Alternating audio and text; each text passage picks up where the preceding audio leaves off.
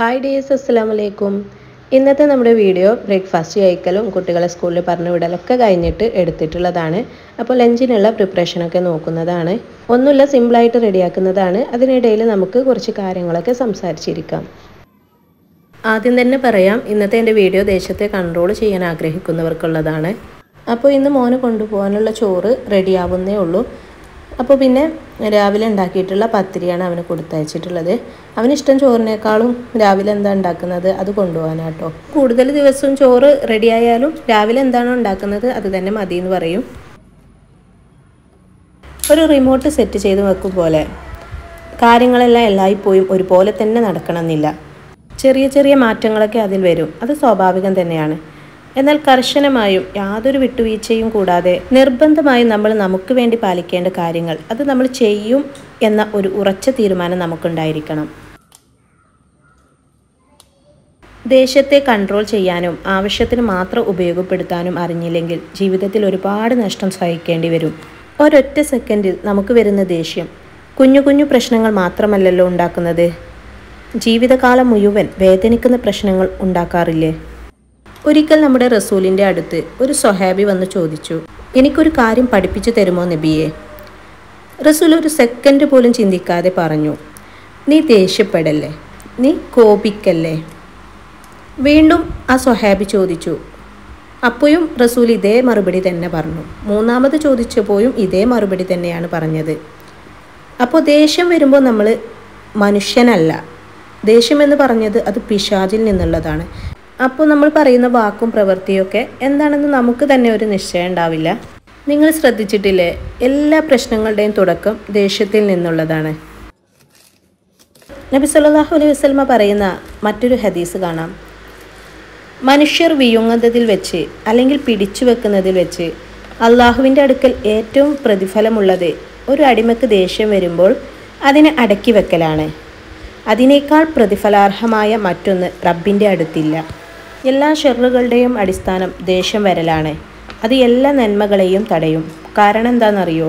ദേഷ്യം, കോപം എന്നുള്ളത് പിശാചിൽ നിന്നുള്ളതാണ്. മൂക്കിൻ തുമ്പത്താണ് അവൾക്ക് ശുണ്ഠി. ഇങ്ങനെയൊക്കെ നമ്മുടെ ഉമ്മമാരും വലിയമ്മമാരൊക്കെ പറഞ്ഞു കേട്ടിട്ടുണ്ടാവൂലേ? അപ്പോൾ ദേഷ്യം പിടിക്കാത്തവരായിട്ട് ആരും ഉണ്ടായിരിക്കില്ല. എന്നാൽ അത് കൺട്രോൾ ചെയ്യാൻ നമുക്ക് സാധിച്ചിട്ടില്ലെങ്കിൽ അത് വലിയൊരു ഗുരുതരമായ പ്രശ്നം തന്നെയാണ്. ദേഷ്യത്തെ നിയന്ത്രിക്കാനുള്ള കുറച്ച് ടിപ്സാണ് ഞാനിന്ന് നിങ്ങളുമായിട്ട് ഷെയർ ചെയ്യുന്നത്.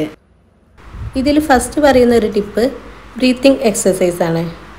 ഇത് നമ്മൾ ഒരുപാട് കേട്ടിട്ടുണ്ടാവും. എന്നാൽ നമ്മൾ ദേഷ്യം വരുന്ന ടൈമിൽ ഇതുപോലെ ചെയ്തിട്ടുണ്ടോ? മൂക്കിൽ കൂടെ ശ്വാസം പരമാവധി എടുത്ത് വായയിൽ കൂടി പുറത്ത് വിടുക. ഈ ഒരു ടിപ്പ് എല്ലാവരും പരീക്ഷിച്ചു നോക്കൂ, വളരെ ഹെൽപ്ഫുൾ ആവും നിങ്ങൾക്ക്. രണ്ടാമത്തെ ടിപ്പാണ് പൊസിഷൻ ചേഞ്ച് വരുത്തുക. ദേഷ്യം വരുന്ന സിറ്റുവേഷന് അല്ലെങ്കിൽ ആ സ്ഥലത്ത് നിന്ന് നമ്മൾ മാറി നിൽക്കുക. നമുക്ക് ഇഷ്ടപ്പെടാത്ത ഒരു കാര്യം സംഭവിക്കുമ്പോഴാണല്ലോ നമുക്ക് ദേഷ്യം വരുന്നത്. ഇങ്ങനെയുള്ള സന്ദർഭങ്ങളിൽ നമ്മൾ നിന്നിട്ടാണ് ദേഷ്യപ്പെടുന്നതെങ്കിൽ ആ പൊസിഷൻ ഒന്ന് ചേഞ്ച് വരുത്തി നമ്മൾ ഇരിക്കുക. ഇരുന്നു കൊണ്ടിരിക്കുമ്പോഴാണ് നമുക്ക് ദേഷ്യം വരുന്നതെങ്കിൽ ആ പൊസിഷൻ ചേഞ്ച് ആക്കിയിട്ട് നമ്മൾ കിടക്കുകയോ അല്ലെങ്കിൽ ഇരിക്കുകയോ ചെയ്യുന്ന ഒരാൾ ദേഷ്യം വരുന്ന സമയത്ത് പെട്ടെന്ന് ചാടി എഴുന്നേൽക്കുന്നത് കണ്ടിട്ടില്ലേ? നിൽക്കുന്ന സമയത്ത് ദേഷ്യത്തിൻ്റെ തീവ്രതയും കൂടും. അപ്പോൾ നമ്മൾ ആ ഒരു പൊസിഷൻ ചേഞ്ച് ആക്കി കൊടുക്കുകയാണ് വേണ്ടത്. ഇങ്ങനെ നമ്മുടെ പൊസിഷൻ ചേഞ്ച് ആക്കുന്നതിലൂടെ നമ്മുടെ ദേഷ്യം കുറഞ്ഞു വരുന്നത് കാണാം. പിന്നെ മറ്റൊരു ടിപ്പാണ് ദേഷ്യം വന്നാൽ മിണ്ടാതിരിക്കുക. ഇങ്ങനെ ചെയ്യാൻ പറ്റിയാൽ നമ്മൾ വിജയിച്ചു. കാരണം പിശാചിനോട് പോരാടി നമ്മൾ വിജയിച്ചിരിക്കുന്നു. നമ്മളെ ദേഷ്യം പിടിപ്പിക്കുന്ന ആൾ എന്ത് വേണമെങ്കിലും പറഞ്ഞോട്ടെ, നമ്മൾ നെവർ മൈൻഡാക്കി ഒന്നും മിണ്ടാതിരിക്കുക. ഞാനീ പറഞ്ഞിട്ടുള്ള ടിപ്സുകളൊക്കെ ആദ്യമൊക്കെ നമ്മൾ ഓർമ്മിച്ച് ചെയ്യേണ്ടി വരും. പിന്നെ ഇത് നമ്മുടെ ഒരു ലൈഫിലെ ഭാഗമായിട്ട് നമ്മൾ അറിയാതെ തനിയെ ചെയ്തു പോകും. ദേഷ്യം വരുമ്പോൾ അഊദു ബില്ലാഹി മിനശ് ശൈത്വാനിർ റജീം എന്ന് പറയലും വുളൂ എടുക്കലും വളരെ എഫക്റ്റീവ് ഉള്ളതാണ്. ഇങ്ങനെ ചെയ്യുമ്പോൾ ശൈത്താൻ ഓടിപ്പോകുന്നു. നമ്മുടെ മനസ്സിനും ശരീരത്തിനും ഉണർവും ഉന്മേഷവും ഒക്കെ ഉണ്ടാകുന്നു. പറ്റുമെങ്കിൽ 2 റക്അത്ത് നിസ്കരിക്കുക, അള്ളാഹുവിനോട് പ്രാർത്ഥിക്കുക, സ്വലാത്ത് അധികരിപ്പിക്കുക, ഇസ്തിഗ്ഫാർ ചൊല്ലുക, ഇങ്ങനെയൊക്കെ ചെയ്യാം.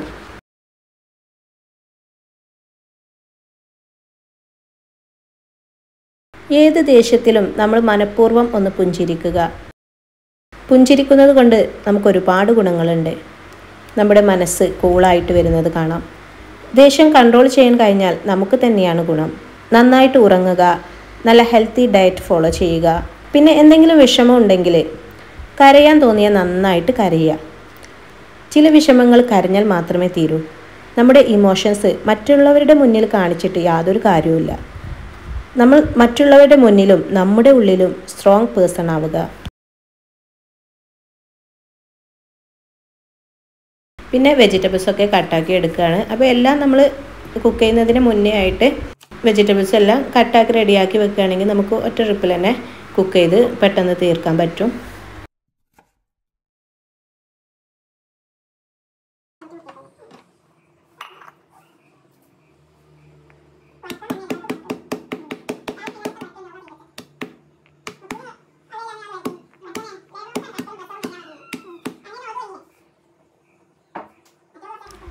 കട്ടാക്കിയിട്ടുള്ള വെജിറ്റബിൾസ് എല്ലാം കുക്കറിലേക്ക് ഇട്ടിട്ട് ഒറ്റ വിസിൽ അടുപ്പിച്ചെടുക്കും.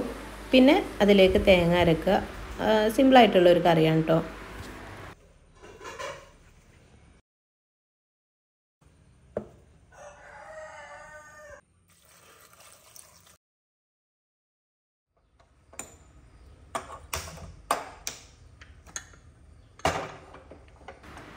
അപ്പോൾ തന്നെ അതിൻ്റെ അടുത്ത് തന്നെ ഉപ്പേരിക്കുള്ളതും വെക്കുന്നുണ്ട്. അപ്പോൾ രണ്ടും ഒരുമിച്ച് തന്നെ റെഡിയായി കിട്ടും.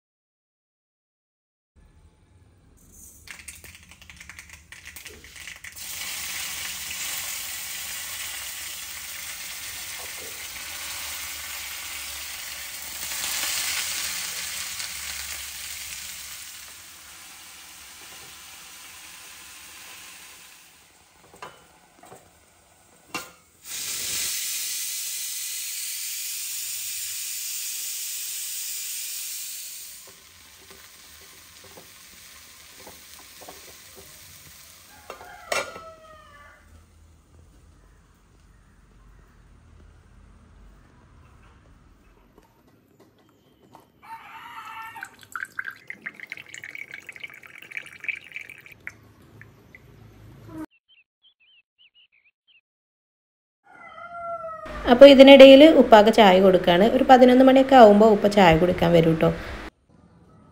ഇനി കറിയിലേക്കുള്ള തേങ്ങ ഒന്ന് അരച്ചെടുക്കണം. ഞാൻ തേങ്ങ ചിരകാറില്ല.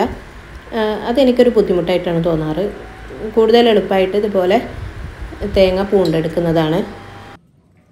ഓരോരുത്തർക്കും ഓരോ രീതിയിലായിരിക്കൂലേ പണികൾ എളുപ്പമായി തോന്നുന്നത്. എനിക്കിങ്ങനെയാണ് കേട്ടോ. അപ്പോൾ എപ്പോഴും ദേഷ്യപ്പെട്ടുകൊണ്ട് നടക്കുന്ന ഒരു വ്യക്തിക്ക് ഒരിക്കലും ജീവിതം ആസ്വദിക്കാൻ കഴിയില്ല. മറ്റുള്ളവർ അവരെ ഇഷ്ടപ്പെടുകയുമില്ല. സ്നേഹത്തിൽ പെരുമാറുകയും മറ്റുള്ളവരെ കൂടി സന്തോഷത്തിലെത്തിക്കുമ്പോഴാണ് ജീവിതത്തിൽ അർത്ഥമുണ്ടാകുന്നത്. നന്മയുള്ളവരെയാണ് അല്ലാഹു തആലാക്ക് ഏറ്റവും കൂടുതൽ ഇഷ്ടമുള്ളത്. ദാരിദ്ര്യം, ദേഷ്യം, പ്രയാസം എന്നീ 3 കാര്യങ്ങൾ മറച്ചു വെക്കുന്നതിലൂടെയാണ് ഒരു വ്യക്തിയുടെ മൂല്യം ഉയരുന്നതെന്ന് ഇമാം ഷാഫി റളിയല്ലാഹു അൻഹു പറയുന്നു. അതുപോലെ ദേഷ്യത്തെക്കുറിച്ച് പറയുമ്പോൾ നമ്മുടെ പ്രവാചകന്മാർ പഠിപ്പിച്ചിട്ടുള്ള കുറച്ച് വാക്കുകൾ കൂടെ പറയുന്നുണ്ട്. നമ്മുടെ മുത്തുനബി സ്വല്ലല്ലാഹു അലൈഹി വസല്ലമ പറഞ്ഞിരിക്കുന്നു, നല്ലത് സംസാരിക്കുക, അല്ലെങ്കിൽ നമ്മൾ മൗനം പാലിക്കുക. അതുപോലെ അബൂബക്കർ റളിയല്ലാഹു അൻഹു പഠിപ്പിക്കുന്നു, സ്വന്തം നാവിൻ തുമ്പിൽ പല പ്രാവശ്യം പിടിച്ചുകൊണ്ട് അബൂബക്കർ റളിയല്ലാഹു അൻഹു പറയുമായിരുന്നു, ധാരാളം അവസരങ്ങളിൽ എന്നെ ഇത് അപകടപ്പെടുത്തിയിരിക്കുന്നു. മൗനം പാലിച്ചതിൻ്റെ പേരിൽ എനിക്കൊരിക്കലും ഖേദിക്കേണ്ടി വന്നിട്ടില്ല. എന്നാൽ എൻ്റെ സംസാരത്തിൻ്റെ പേരിൽ ഞാൻ പലതവണ ഖേദിച്ചിട്ടുണ്ട്.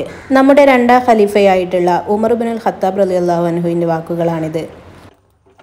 അതുപോലെ ഉസ്മാൻ റളിയല്ലാഹു അൻഹു പറയുന്നു, നാവ് നേരെയാകുമ്പോൾ നമ്മുടെ ഹൃദയവും നേരെയാകുന്നു. ഇങ്ങനെ നാവിനെ സൂക്ഷിക്കുക. ദേഷ്യം വരുന്ന സമയത്താണ് നാവിൽ നിന്ന് വരുന്ന വാക്കുകളുടെ മൂർച്ചയേറുന്നത്. ക്ഷമ പാലിച്ചാൽ മാത്രമേ നമുക്ക് ദേഷ്യത്തെ നിയന്ത്രിക്കാൻ പറ്റൂ. അസ്സബ്റു നിസ്ഫുൽ ഈമാൻ എന്നാണല്ലോ. ഇമാം ഇബ്നുൽ ഖയ്യൂം റഹിമഹുല്ല പറയുന്നു, ക്ഷമയെന്ന് പറഞ്ഞാൽ കോപത്തിൽ നിന്ന് മനസ്സിനെ നിയന്ത്രിക്കലും, ആവലാതി പറയുന്നതിൽ നിന്ന് നാവിനെ നിയന്ത്രിക്കലും, കുറ്റങ്ങൾ ചെയ്യുന്നതിൽ നിന്ന് അവയവങ്ങളെ നിയന്ത്രിക്കലുമാകുന്നു. ക്ഷമിക്കാനുള്ള മനസ്സ് നമുക്കെല്ലാവർക്കും അല്ലാഹു തആല പ്രദാനം ചെയ്യട്ടെ. അങ്ങനെ ഫുഡ് ഉണ്ടാക്കലൊക്കെ കഴിഞ്ഞിട്ട് പിന്നെ ഒരു ഓറഞ്ച് ജ്യൂസ് കുടിക്കാമെന്ന് വിചാരിച്ചിട്ട് അങ്ങനെ ഉണ്ടാക്കിയതാണ്. അപ്പോൾ പിന്നെ എല്ലാവർക്കും എടുത്തു.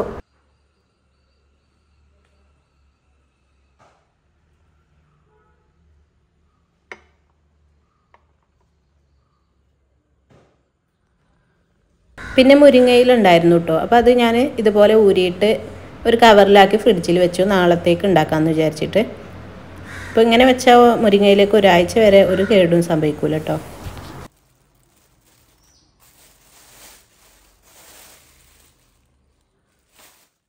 പിന്നെ അത്യാവശ്യം വരുന്ന സാധനങ്ങളൊക്കെ അപ്പോൾ അങ്ങനെ കടയിൽ പോയി വാങ്ങിക്കുന്നതാണ്. അപ്പോൾ ഇപ്പോൾ സാധനങ്ങളൊക്കെ കൊണ്ടുവന്നിട്ടുണ്ട്.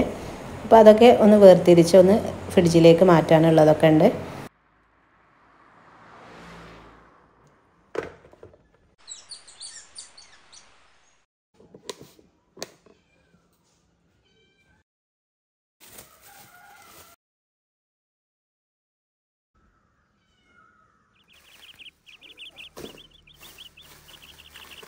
ഇതിവിടെ വീട്ടിലുണ്ടായിട്ടുള്ളതാണ്. വലിയ ടേസ്റ്റൊന്നും ഇല്ലെങ്കിലും കഴിക്കുന്നത് നല്ലതാണ്.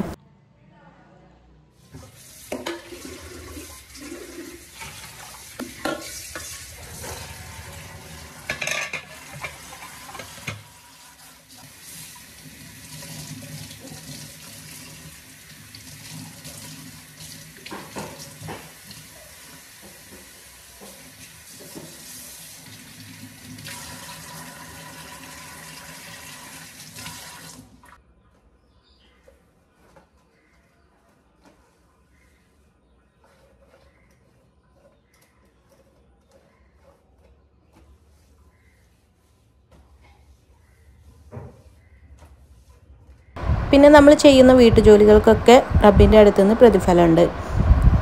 മനസ്സിൽ ആത്മാർത്ഥമായി നിയത്ത് വെച്ചിട്ട് വേണം പണികളൊക്കെ ചെയ്യാൻ.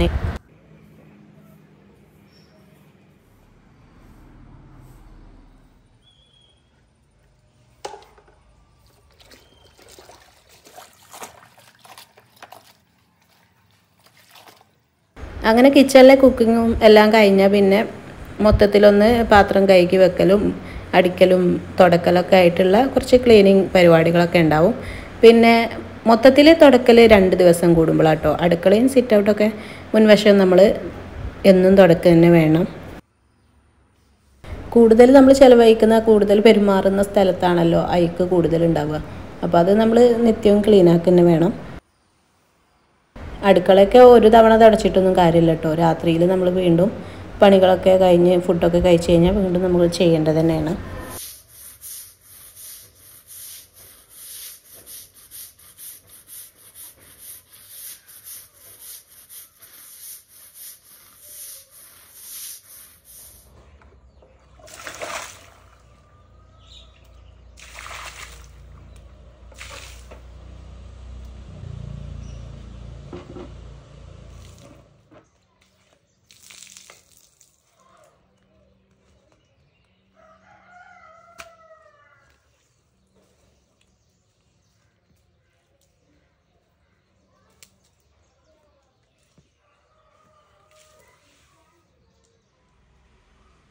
പന്ത്രണ്ട് മണിയാകുമ്പോഴത്തേന് തന്നെ കിച്ചണിലെ എല്ലാ പണികളും കഴിയും. പിന്നെ കുളിക്കണമെങ്കിൽ കുളിക്കും, ളുഹർ നിസ്കാരം, ഫുഡ് കഴിക്കലും ഒക്കെ ആയിട്ട് പിന്നെ കുട്ടികൾ വരുന്നവരെ കുറച്ച് ഫ്രീ ടൈം കിട്ടും.